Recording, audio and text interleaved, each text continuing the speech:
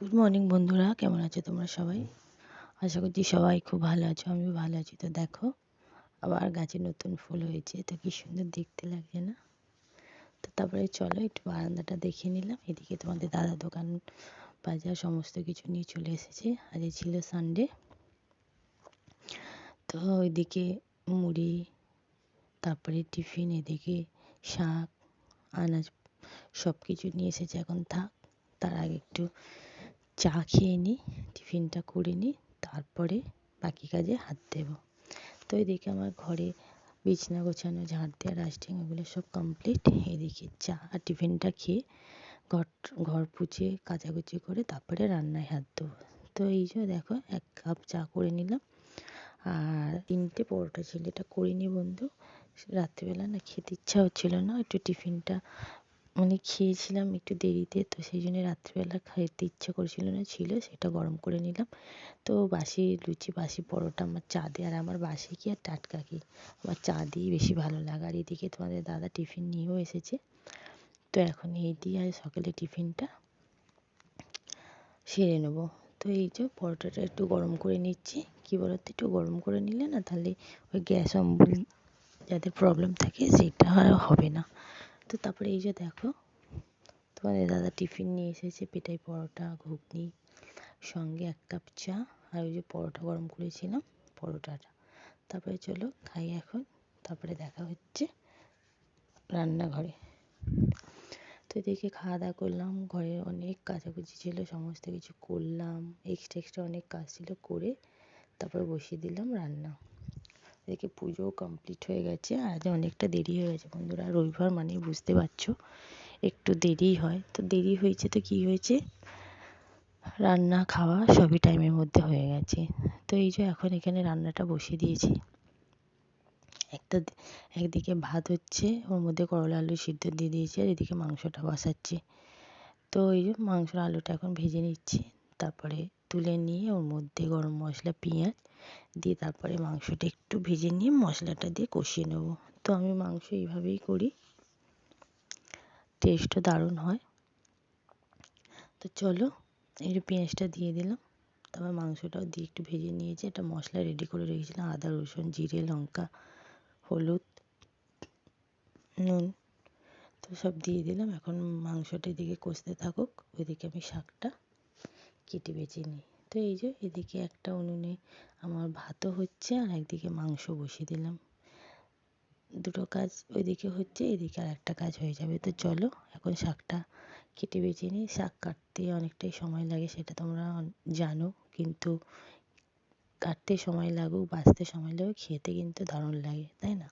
তো এদিকে শাকটা কেটে একটু ভাপাতে বসিয়ে দিলাম।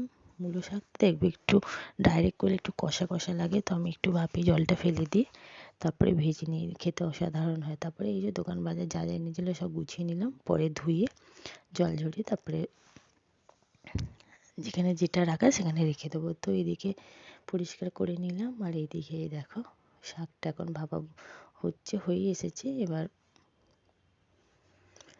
ভাজবো। তো এদিকে মাংসটা আমি বসিয়ে দিলাম, এখন প্রেশারে সিটি দিচ্ছে, এদিকে শাকটা হয়ে গেলে আমার রান্নাবান্না কমপ্লিট। তারপরে দুপুরের খাওয়া দাওয়াটা কমপ্লিট করব। তো এখন বাজে ওই 12টা 15 মতন, ভাত হয়ে গেছে, শাক ভাজাও রেডি, মাংসও হয়ে গেছে। তো মাংসর ফাইনাল লুকটা তোমাদের দেখাচ্ছি, দেখো কালারটা অসাধারণ এসেছে না, একদম লাল লাল মাংসের ঝোল, তার সাথে মূলো শাক ভাজা, আর স্যালাডে ছিল পেঁয়াজ লঙ্কা আর লেবু, তার সাথে তো সানডে লাঞ্চ থালি এটাই ছিল। তারপরে চলো খাওয়া দাওয়া। আমি একটু ভিজিয়ে রাখি, কী বলো তো, ডিমের গায়ে অনেক নোংরা থাকে, আমি ওগুলো ধুয়ে ওগুলো পরিষ্কার করে তারপরে রাখি, তাহলে কি যখন করব তখন একটু ধুয়ে নিলে করতে সুবিধা হবে।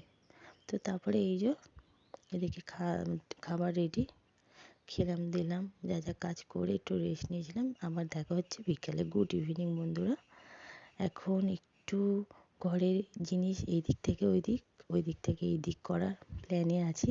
তো দেখি কতটা কী করতে পারি। তার আগে একটু টেবিলটা একটু চেঞ্জ করে নিচ্ছি। দেখো একটা ওয়াল স্টিকার লাগিয়ে দিলাম, যেন মনে হচ্ছে পুরো নতুন, তাই না? কি বলো তো, এটার মধ্যে না টিভিটা রাখার ইচ্ছা আছে, যেহেতু ঠাকুর থাকে, তাই ভাবছি কী করব, কোন ঘরে রাখবো। আর টিভি তো একটা ঘরে দুটো টিভি রাখবো না, সেই জন্য এই ঘরে টেবিলটা নিয়ে আসলাম। ঠাকুর যেখানে থাকা সেখানেই থাকলো, আর টিভিটাকে ওপরে রেখে দিলাম। দেখতেও সুন্দর লাগছে, জায়গা গোছাতেও সুবিধা হচ্ছে। তারপরে চলো, এই যে ড্রেসিং টেবিলে যত কিছু ছিল সব এখন বার করে রেখেছি।